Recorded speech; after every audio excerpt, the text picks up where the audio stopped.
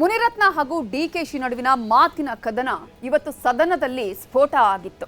ಇಬ್ಬರು ಕೂಡ ಮಾತಿನಿಂದಲೇ ಚೂಪಾದ ಬಾಣಗಳನ್ನ ಬಿಡ್ತಾ ಇದ್ರು. ಮುನಿರತ್ನ ವಿರುದ್ಧ ಡಿಕೆಶಿ ಗುಡುಗಿದ್ರೆ ಡಿಕೆಶಿ ವಿರುದ್ಧ ಮುನಿರತ್ನ ಮಾತಿನ ಪಂಚ್ ಕೊಡ್ತಾ ಇದ್ರು. ಇವರಿಬ್ಬರ ಮಾತಿಗೆ ಸದನವೇ ಅಲ್ಲೋಲ ಕಲ್ಲೋಲವಾಗಿತ್ತು. ಹಾಗಾದ್ರೆ ಇವರಿಬ್ಬರ ಮಾತಿನಲ್ಲಿ ಯಾವ ರೀತಿಯ ಪದ ಬಳಕೆ ಆಯಿತು? ಬಳಕೆಯಾಗದ ಪದಗಳೂ ಕೂಡ ಇವತ್ತು ಸದನದಲ್ಲಿ ಉಲ್ಲೇಖ ಆಯಿತು. ಇವರಿಬ್ಬರ ನಡುವಿನ ವಾರ್ ಸದನದಲ್ಲಿ ಹೇಗಿತ್ತು ಅನ್ನುವ ಕಂಪ್ಲೀಟ್ ಡೀಟೇಲ್ಸ್ ತೋರಿಸ್ತಾ ಇದ್ದೀವಿ, ನೋಡಿ.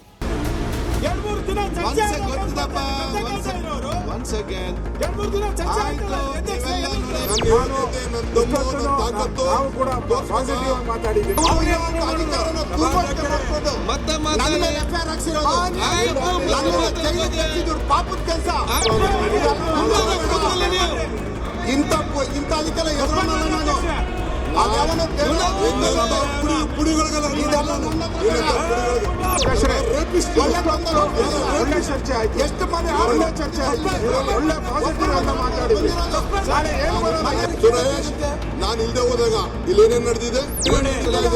260 ಕೋಟಿ ರೂಪಾಯಿ ಒಂದ್ ಎಕರೆಗೆ.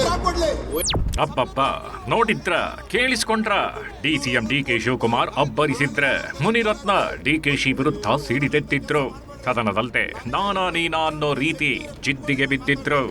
ರಾಜ್ಯ ರಾಜಕಾರಣದಲ್ಲಿ ನಡೆಯುತ್ತಿದ್ದ ಸೇಡು, ದ್ವೇಷ, ಏಟು, ತಿರುಗೇಟು ಎಲ್ಲವೂ ಕೂಡ ಸದನದಲ್ಲಿ ಸ್ಫೋಟಗೊಂಡಿತ್ತು.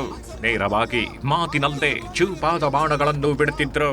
ಇದರಿಂದ ಇಡೀ ಸದನದಲ್ಲದೆ ಅಲ್ಲೋಲ ಕಲ್ಲೋಲ ಉಂಟಾಗಿತ್ತು. ಪರ್ಸನಲ್ ವಿಷಯ ಎಳೆದು ತಂದು ರೇಪಿಸ್, ಸೈಕೋ, ಪುಡಾರಿಗಳು ಅನ್ನೋ ಪದಗಳನ್ನ ಬಳಸಿದ್ರು.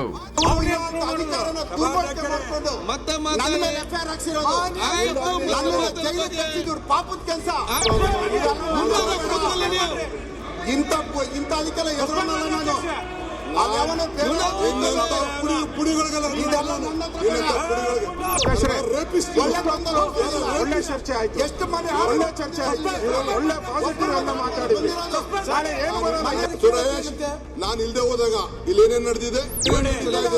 260 ಕೋಟಿ ರೂಪಾಯಿ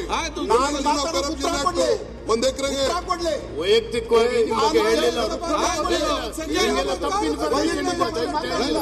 ಈ ರೇಂಜ್ಗೆ ವಿಧಾನಸಭಾ ಸದನದಲ್ಲದೆ ಮುನಿರತ್ನ ಹಾಗೂ ಡಿಕೆಶಿ ನಡುವಿನ ಜಿದ್ದಾಜಿದ್ದಿ ನಡೆದಿದ್ದೇಕೆ? ಡಿಕೆಶಿ ಕೋಪದ ಮಾತಿನ ಹಿಂದಿರೋ ಕಾರಣವೇನು? ಸದನದಲ್ಲಿ ಮುನಿರತ್ನ ಸಿಡಿದಿದ್ದೇಕೆ? ರೇಪಿಸ್, ಸೈಕೋ ಅನ್ನೋ ಪದ ಬಳಕೆಯಾಗಿದ್ದೇಕೆ ಅನ್ನೋದನ್ನ ಸೀನ್ ಬೈ ಸೀನ್ ತೋರಿಸ್ತಾ ಹೋಗ್ತೇವೆ, ನೋಡಿ. ಸದನದಲ್ಲದೆ ಮುನಿರತ್ನ ಅಂಡ್ ಡಿಕೆಶಿ ಜಿದ್ದಾಜಿದ್ದಿ. ಸವಾಲ್ಗೆ ಸವಾಲ್, ರಣಾಂಗಣವಾದ ಸದನ. ರೇಪಿಸ್, ಸೈಕೋ, ಡಿಕೆಶಿ ಮುನಿರತ್ನ ವಾಕ್ ಸಮರ. ಅವರು ಮುನಿರತ್ನ ನನ್ನ ತಾಕತ್ ಬೇಕಾ? ನೋಡಿ, ನನ್ನ ಯೋಗ್ಯತೆ, ನನ್ನ ದಮ್ಮು, ನನ್ನ ಯೋಗ್ಯತೆ, ನನ್ನ ದಮ್ಮು, ನನ್ನ ತಾಕತ್ತು ಕೂಡ ಪಾಸಿಟಿವ್ ಆಗಿ ಮಾತಾಡಿದ್ದೀನಿ. ರಾಜ್ಯ ಸರ್ಕಾರ ಮಂಡಿಸಿರೋ ಬಜೆಟ್ ವಿಷಯವಾಗಿ ವಿಧಾನಸಭಾ ಹಾಗೂ ವಿಧಾನ ಪರಿಷತ್ ಅಧಿವೇಶನ ನಡೀತಾಗಿತ್ತು. ಅಭಿವೃದ್ಧಿ ವಿಷಯವಾಗಿ ಶಾಸಕರು, ಸಚಿವರು ಜಿದ್ದಿಗೆ ಬೀಳಬೇಕಿತ್ತು. ನಮ್ಮ ಕ್ಷೇತ್ರಕ್ಕೆ ರಸ್ತೆ ಕೊಟ್ಟಿಲ್ಲ, ನಮ್ಮ ಕ್ಷೇತ್ರದಲ್ಲಿ ಬಡಪಾಯಿಗಳು ಮನೆ ಕಟ್ಟಿಕೊಳ್ಳೋಕೆ ಸಹಾಯ ಮಾಡಿ ಅಂತ ಸರ್ಕಾರವನ್ನ ತರಾಟೆಗೆ ತೆಗೆದುಕೊಳ್ಳಬೇಕಿತ್ತು. ಆದ್ರೆ ಗುರುವಾರ ಸದನದಲ್ಲಿ ಬೇಡವಾದ ವಿಷಯಕ್ಕೆ ಗದ್ದಲ ಉಂಟಾಗಿತ್ತು. ತಾವು ಜನಪ್ರತಿನಿಧಿಗಳು ಅನ್ನೋದನ್ನ ಮರೆತು ಪರ್ಸನಲ್ ವಿಷಯ ಕೆಳೆದು ತಂದಂತೇಗಿತ್ತು. ಮುನಿರತ್ನ ಹಿಸ್ಟ್ರಿ ನಾನೇನು ಹೇಳ್ಬೇಕಾದಿಲ್ಲ. ಮುನಿರತ್ನ ನನಗೂ ಗೊತ್ತಿದೆ. I know him last 45 years ಗೊತ್ತಿದೆ. ನಂಗೆ ಸದ್ಯ ಏನೋ ಬೈ ಗಾಡ್ ವಿಲಿಂಗ್ಲಿ ಸದ್ಯ ಎಲ್ಲಿರ್ಬೇಕು ಅಲ್ಲಿದ್ದಾರೆ. ನೀವು ಹೆಂಗ್ ಡೈಜೆಸ್ಟ್ ಮಾಡ್ಕೊಳ್ತೀರೋ ಮಾಡ್ಕೊಳ್ಳಿ. ಮುನಿರತ್ನ ಬಂದಿರು ನನ್ನ ಹತ್ರ, ಪಾಪ ಅವ್ರ ಅನೇಕ ನೋವುಗಳೆಲ್ಲ ಹೇಳ್ಕೊಂಡ್ರು. ನಾನು ಅವ್ರದ್ದು ಕೇಸ್ಗಳಿಗೆ, ಪರ್ಸನಲ್ ಕೇಸು, ಅಸೆಂಬ್ಲಿಲಿ ಏನು ನಡೀತು, ಕಾರಲ್ಲಿ ಏನು ನಡೀತು, ವಿಧಾನಸೌಧದಲ್ಲಿ ಏನು ನಡೀತು, ಅವ್ರ ಕ್ಯಾಬಿನೆಟಲ್ಲಿ ಏನು ನಡೀತು, ಅದೆಲ್ಲ ನನ್ನ ಹತ್ರ ಸ್ಟೋರಿ ಇದೆ. ಈಗ ಬೇಡ, ಅದನ್ನೆಲ್ಲ ತಗೋಬೇಕು ಅಂದ್ರೆ ಬೇಕಾದ್ರೆ ಚರ್ಚೆ ಮಾಡೋಕ್ಕೂ ನಾನು ರೆಡಿ ಇದ್ದೀನಿ. ಅವೆಲ್ಲ ಸ್ಟೋರಿ. ಇಲ್ಲಿ ತನಕ ಸದನ ಕೂಲಾಗಿಯೇ ಇತ್ತು. ಆದರೆ ಯಾವಾಗ ಸದನದಲ್ಲಿ ಡಿಸಿಎಂ ಡಿಕೆಶಿ ಅವರು ಮುನಿರತ್ನ ಹೆಸರು ಪ್ರಸ್ತಾಪ ಮಾಡಿದ್ರು, ಯಾವಾಗ ಬೆಂಗಳೂರಿನಲ್ಲಿ ರಾಜಕಾಲುವೆ ಪಕ್ಕದ 1 ಎಕರೆ ಜಾಗ 263 ಕೋಟಿ ಪರಿಹಾರ ನೀಡಲಾಗಿದೆ ಅನ್ನೋ ಆರೋಪದ ವಿಷಯ ಎಳೆದು ತಂದ್ರು, ಸದನದಲ್ಲಿ ಮೆಲ್ಲಗೆ ಬಿಸಿಗೇರಿತ್ತು. ಹೊರಗಡೆಯ ಬಿಸಿಲು ನೆತ್ತಿ ಸುಡುತ್ತಿದ್ರೆ ಸದನದಲ್ಲಿ ಎಸಿ ಹಾಕೊಂಡು ಚರ್ಚೆ ನಡೆಸುತ್ತಿದ್ದ ಜನಪ್ರತಿನಿಧಿಗಳು ಸಿಡಿದೆದ್ದಿದ್ರು. ಮುನಿರತ್ನ ಕೇಸ್ಗಳ ಬಗ್ಗೆ ಮಾತಾಡೋದು ಬೇಕಾದಷ್ಟಿದೆ. ಅದರ ಬಗ್ಗೆ ಚರ್ಚೆ ಮಾಡಬೇಕು ಅಂದ್ರೆ ಮಾಡ್ತೀನಿ ಎಂದು ಡಿಸಿಎಂ ಡಿಕೆಶಿ ಸವಾಲು ಹಾಕಿದ್ರು. ಮುನಿರತ್ನ ಹಾಗೂ ವಿಪಕ್ಷ ನಾಯಕರು ಸಿಡಿದೆದ್ದಿದ್ರು. ಏನೇನು ಹೇಳಿದ್ದಾರೆ ಅದಷ್ಟು ಬಹಿರಂಗ ಪಡಿಸಿದ್ರೆ ಬಹಳ ಒಳ್ಳೇದು. ಕಾರ್ಡ್ ಇರ್ಬೋದು. ಆಯ್ತಪ್ಪ ಕೂತ್ಕೊಳ್ಳಿವ್ರೆ ಹೇಳಪ್ಪ ಅಣ್ಣ ಮುನಿರತ್ನ ಆಗಲ್ಲ ಅಂತ ಹೇಳಿದ್ರಲ್ಲ. ನೀವೇನ್ ಎದ್ದೇಳ್ತಿದ್ದೀರಿ? ಯಾವ್ದಕ್ಕೆ ಕೇಳ್ತೀನಿ ಅಂದ್ರೆ ಒಂದ್ ನಿಮಿಷ ಕೂತ್ಕೊಳ್ರಿ. ಉತ್ತರ ಕೊಡ್ಲಿವ್ರೆ. ಏಡ್ಸ್ ಇಂಜೆಕ್ಷನ್ ಪ್ರಸ್ತಾಪಿಸಿ ಡಿಕೆಶಿ ತಿರುಗೇಟು. ತಮ್ಮ ಹೆಸರು ಪ್ರಸ್ತಾಪ ಆಗ್ತಿದ್ದಂತೆ ಎದ್ದು ನಿಂತಿದ್ದ ಮುನಿರತ್ನ ಫುಲ್ ಗರಂ ಆಗಿದ್ರು. ಎಲ್ಲವೂ ಓಪನ್ ಆಗ್ಬಿಡ್ಲಿ, ಎಲ್ಲವೂ ಚರ್ಚೆ ನಡೆದೇ ಬಿಡ್ಲಿ, ಅದು ಒಂದು ನೋಡೇ ಬಿಡೋಣ ಅಂತ ಮುನಿರತ್ನ ಸವಾಲಿನ ಮೇಲೆ ಸವಾಲು ಹಾಕಿದ್ರು. ಈ ವೇಳೆ ಕೂನಾಗಿಯೇ ಡಿಕೆಶಿ ಮುನಿರತ್ನ ವಿರುದ್ಧ ಏಡ್ಸ್ ವಿಷಯ ಪ್ರಸ್ತಾಪ ಮಾಡಿದ್ರು. ಆರ್ ಅಶೋಕ್ಗೆ ಏಡ್ಸ್ ಇಂಜೆಕ್ಷನ್ ಸಂಚು ನಡೆದಿತ್ತು ಅನ್ನೋದನ್ನ ಡಿಕೆಶಿ ಅವರು ಕೈನಲ್ಲಿ ಆಕ್ಷನ್ ಮಾಡಿ ತೋರಿಸಿ ಮುನಿರತ್ನ ಅವರ ಕಾಲೆಳೆದರು. ಅಶೋಕ್ ಅಣ್ಣಂಗೆ ಏಡ್ಸ್ ಚುಚ್ಚಕ್ಕೆ ಹೋದವ್ ನಾನಲ್ಲ. ಏಡ್ಸ್ ಚುಚ್ಚಕ್ಕೆ ಹೋದವ್ ನಾನಲ್ಲ. ಏಡ್ಸ್ ಚುಚ್ಚಕ್ಕೆ ಹೋದವ್ ನಾನಲ್ಲ. ಏಡ್ಸ್ ಇಷ್ಟೊಂದು ಕಂಪ್ಲೇಂಟ್ ಇದೆ, ಎಫ್ಐಆರ್ ಇದೆ. ಈಗ ಯಡಿಯೂರಪ್ಪನ ಮೇಲೆ ಏನಾಯ್ತು ಅಂತ ನನ್ನ ಹೇಳಬೇಕಾಗಿಲ್ಲ. ಏಡ್ಸ್ ಇಂಜೆಕ್ಷನ್ ಮಾತಿಗೆ ಮುನಿರತ್ನ ಕೊತ. ಅಶೋಕ್ ಅಣ್ಣಂಗೆ ಏಡ್ಸ್ ಅಂತ ಡಿಕೆಶಿ ಅವರು ಕೈನಲ್ಲಿ ಆಕ್ಷನ್ ಮಾಡಿ ತೋರಿಸಿದ್ದೇ ತಡ. ಆ ಕಡೆಯಿಂದ ವಿಪಕ್ಷ ನಾಯಕ ಆರ್ ಅಶೋಕ್ ಎದ್ದು ನಿಂತರು. ಪರ್ಸನಲ್ ವಿಷಯ ಬೇಡ ಅಂತ ಸಾಫ್ಟ್ ಆಗಿ ಮಾತನಾಡಿದ್ರು. ಆದ್ರೆ ಮುನಿರತ್ನ ಮಾತ್ರ ಫುಲ್ ಗರಂ ಆಗಿದ್ರು. ಡಿಕೆಶಿ ಜೊತೆ ಚರ್ಚೆಗೆ ನಿಂತೇ ಬಿಟ್ಟಿದ್ರು. ನನ್ನ ವಿಷಯ ಪ್ರಸ್ತಾಪ ಆಗಿರೋದು, ನಾನೇ ಉತ್ತರ ಕೊಡ್ತೇನೆ ಅಂತ ಸದನದಲ್ಲಿ ಎದ್ದು ನಿಂತಿದ್ರು. ಅಶೋಕ್ ಬಳಿ ಹೋಗಿ ತಿರುಗೇಟು ಕೊಡೋಕೆ ನಾನ್ ರೆಡಿ ಅನ್ನೋ ರೀತಿ ಅಶೋಕ್ರನ್ನ ಸುಮ್ಮನೆ ಕೂರಿಸಿದ್ರು. ಈಗ ಕಾರ್ಪೊರೇಷನ್ ಬಗ್ಗೆ ಏನಿದೆ ಸಂಬಂಧಪಟ್ಟಿದ್ದು ಎತ್ತಿದ್ದಾರೆ. ಪರ್ಸನಲ್ ಆಗಿ ನೀವು ಕುಂತ್ಕೊಳ್ಳಿ, ನಾನ್ ಮಾತಾಡ್ಕೊಳ್ತೀನಿ. ಈಗ ಇಲ್ಲ ಮುನಿರತ್ನ ಕೂತ್ಕೊಳ್ಳಿ. ಈಗ ಎಲ್ಲರಿಗೂ ನೋಡಿ ಕ್ವಶನ್ ಅರ್ಥ ಕೊಡ್ಬೇಕು. ಪ್ರಶ್ನೆ ಕೇಳ್ತೀನಿ. ಈಗ ಉತ್ತರ ನೀವು ಕೂತ್ಬಿಟ್ಟು ಓಡೋಗಂತ ಕೆಲಸ ಮಾಡಬೇಡ್ರಿ. ನನಗೆ ನೀವು ಉತ್ತರ ಕೊಡೋ ಶಕ್ತಿ ಇರೋ ಕೂತ್ಕೊಳ್ಳಿ, ನಾನು ಮಾತಾಡ್ತೀನಿ.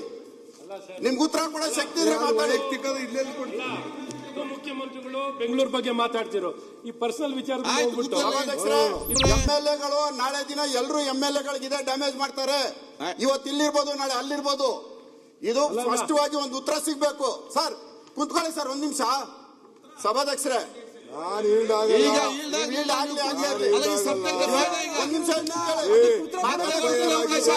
ಮತ್ತೆ ಕೊಡ್ತೀನಿ ಇನ್ನೊಬ್ಬರ ಮೇಲೆ ನಾನೇ ಮಾಡ್ಕೊಳ್ತೀರಾ? ಆಣೆ ಪ್ರಮಾಣಕ್ಕೆ ಡಿಕೆಶಿಗೆ ಮುನಿರತ್ನ ಆಗ್ರಹ. ಮುನಿರತ್ನ ವಿರುದ್ಧ ದಾಖಲಾಗಿರೋ ಪ್ರಕರಣವನ್ನ ಡಿಕೆಶಿ ಎಳೆದು ತಂದಿದ್ರು. ಮುನಿರತ್ನಗೆ ಪಂಚ್ ಕೊಡಲೇಬೇಕು ಅಂತ ಏಡ್ಸ್ ವಿಷಯ ಪ್ರಸ್ತಾಪ ಮಾಡಿದ್ರು. ಎಫ್ಐಆರ್ ಇದೆ ಅಂತ ಸದನದಲ್ಲಿ ಅಬ್ಬರಿಸಿದ್ರು. ಈ ವೇಳೆ ಕೆಂಡವಾಗಿದ್ದ ಮುನಿರತ್ನ ಡಿಕೆಶಿ ವಿರುದ್ಧವೇ ಗುಡುಗಿದ್ರು. ಅಧಿಕಾರ ಬಳಸಿಕೊಂಡು ಎಫ್ಐಆರ್ ಹಾಕಿಸಿದ್ರು. ಪ್ರಮಾಣ ಮಾಡ್ಲಿ ಅಂತ ಮುನಿರತ್ನ ಸವಾಲು ಹಾಕಿದ್ರು. ಒಂದ್ ನಿಮಿಷ. ಇವರು ಮಾಡಿರುವಂತ ಪಾಪ ಕೆಲಸ ಇದು.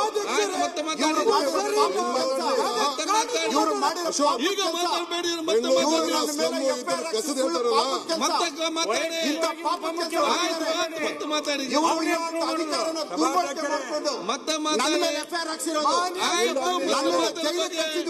ಕೆಲಸ.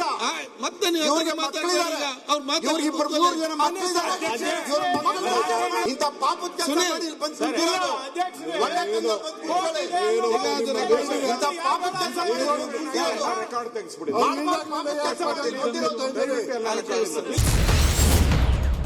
ನೀನೊಬ್ಬ ರೇಪಿಸ್ ಸೈಕೋ, ಡಿಕೆಶಿ ಕಿಡಿ. ಡಿಕೆಶಿ ಮಾತಿಗೆ ಇಡೀ ಸದನದಲ್ಲಿ ಗದ್ದಲ ಉಂಟಾಗಿತ್ತು. ಒಂದು ಕಡೆ ಮುನಿರತ್ನ ಅಬ್ಬರಿಸ್ತಿದ್ರೆ, ಮತ್ತೊಂದ್ ಕಡೆ ಡಿಕೆಶಿ ಪುಢಾರಿಗಳಿಗೆ ಹೆದರಲ್ಲ ನಾನು ಅಂತ ಗುಡುಗಿದ್ರು. ಹೀಗೆ ಡಿಕೆಶಿ ಹಾಗೂ ಮುನಿರತ್ನ ನಡುವೆ ಮಾತಿನ ಯುದ್ಧವೇ ನಡೆಯುತ್ತಿತ್ತು. ಈ ವೇಳೆ ಮತ್ತಷ್ಟು ಗರಂ ಆಗಿದ್ದ ಡಿಕೆಶಿ ನೇರವಾಗಿ ಮುನಿರತ್ನ ಅವರಿಗೆ ನೀನೊಬ್ಬ ರೇಪಿಸ್ ಸೈಕೋ ಅಂತ ಪದೇ ಪದೇ ಒತ್ತಿ ಹೇಳಿದ್ರು. ಇಡೀ ಸದನ ಮತ್ತಷ್ಟು ಕದನಕ್ಕೆ ಸಾಕ್ಷಿಯಾಗೇ ಬಿಟ್ಟಿತ್ತು. ಪುಡಿ ಪುಡಿಗಳಿಗೆಲ್ಲ ಇದೆಲ್ಲ ನನ್ನ ಹತ್ರ ಏನಂತ ಪುಡಿಗಳಿಗೆ ಇಂಥ ಪಾಪಿಗಳಿಗೆ ಬಂದಿರೋದು. ರೇಪಿಸ್ಟ್ ಒಳ್ಳೆ ಬಂದರು. ಒಳ್ಳೆ ಚರ್ಚೆ ಆಯ್ತು, ಎಷ್ಟು ಮನೆ ಒಳ್ಳೆ ಚರ್ಚೆ ಆಯ್ತು, ಒಳ್ಳೆ ಪಾಸಿಟಿವ್ ಎಲ್ಲ ಮಾತಾಡಿದ್ವಿ. ನಾಳೆ ಏನು ಬರಲ್ಲ ಇದೆಲ್ಲ. ನಾಳೆ ಏನು ಬರಲ್ಲ ಹೇಳಿದ್ದೀನಿ. ಅಶೋಕು ಅದೇನೋ ಚುಚ್ಚೋದು, ರೇಪಿಸ್ಟು ಇವೆಲ್ಲ ಪದ ಈ ಸದನಕ್ಕೆ ಭೂಷಣ ತರೋದಿಲ್ಲ. ಅದು ಬೆಂಗಳೂರಿನಲ್ಲಿ ರಾಜಕಾಲುವೆ ಪಕ್ಕದ 1 ಎಕರೆ ಜಾಗ 260 ಕೋಟಿ ಪರಿಹಾರ ಕೊಡಲಾಗಿದೆ. ಇದು ಒಂದು ದೊಡ್ಡ ಹಗರಣ ಅಂತ ವಿಧಾನಸಭೆಯಲ್ಲಿ ಶಾಸಕ ಮುನಿರತ್ನ ಪ್ರಸ್ತಾಪ ಮಾಡಿದ್ರು. ಇದಕ್ಕೆ ನನಗೆ ಉತ್ತರ ಬೇಕು ಅಂತ ಸದನದ ಮುಂದೆ ಇಟ್ಟಿದ್ರು. ಮುನಿರತ್ನ ಅವರ ಪ್ರಶ್ನೆಗೆ ಉತ್ತರ ಕೊಡೋಕೆ ನಿಂತಿದ್ದ ಡಿಸಿಎಂ ಡಿಕೆ ಶಿವಕುಮಾರ್ ಅವರು ಮುನಿರತ್ನರ ಕಾಲೆಳೆದಿದ್ರು. ಪರ್ಸನಲ್ ವಿಷಯ ಎಳೆದು ತಂದಿದ್ರು. ಸಾಲದಕ್ಕೆ ನೇರವಾಗಿ ಏಡ್ಸ್, ಪುಡಾರಿ, ರೇಪಿಸ್, ಸೈಕೋ ಪದಗಳನ್ನ ಬಳಸಿದ್ರು. ಕೊನೆಗೆ ಸ್ಪೀಕರ್ ಎಲ್ಲರನ್ನೂ ಸಮಾಧಾನ ಮಾಡಿದ್ರು. ಒಂದು ಉಪಮುಖ್ಯಮಂತ್ರಿ ಸ್ಥಾನದಲ್ಲಿದ್ದು ಒಂದು ಪ್ರಶ್ನೆ ಏನು ಕೇಳಿದ್ದಾರೆ, ನಾನು ಉತ್ತರ ಏನು ಕೊಡಬೇಕು, ಆ ದೊಡ್ಡತನನ ಅವರು ಕಲಿಬೇಕಾಯ್ತು.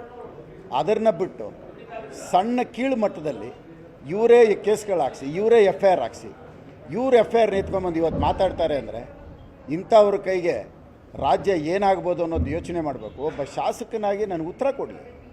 ಡೆವಲಪ್ಮೆಂಟ್ ಇದು, ಮುನಿರತ್ನ ಈ ಪ್ರಶ್ನೆ ಕೇಳಿದರೆ ನನಗೆ ಉತ್ತರ ಕೊಡ್ತಾಯಿದ್ದೀನಿ.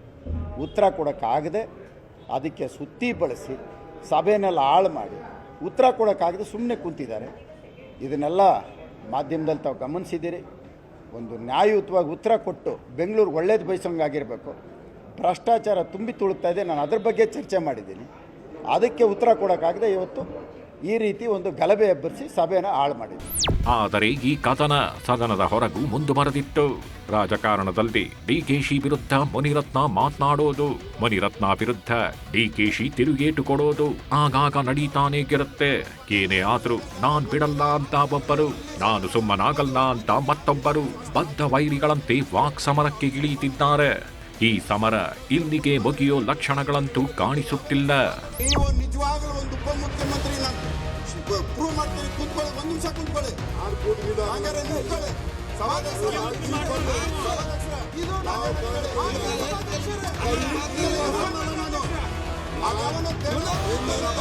ಪುಡಿಗಳಿಗೆಲ್ಲ ರಾಜ್ಯಾಧ್ಯಕ್ಷರೇ, ಆಯ್ತಪ್ಪ ಸನ್ಮಾನ್ಯ ಅಧ್ಯಕ್ಷರೇ, ನಿಮ್ಮ ರೂಲಿಂಗ್ ಪಾರ್ಟಿ ಶಾಸಕರೇ ನೀವು ದಂಡಿಗೆ ಬಂದ್ರೆ ಒಬ್ಬ ಶಾಸಕನ ಅಧಿಕಾರ ಇದೆ.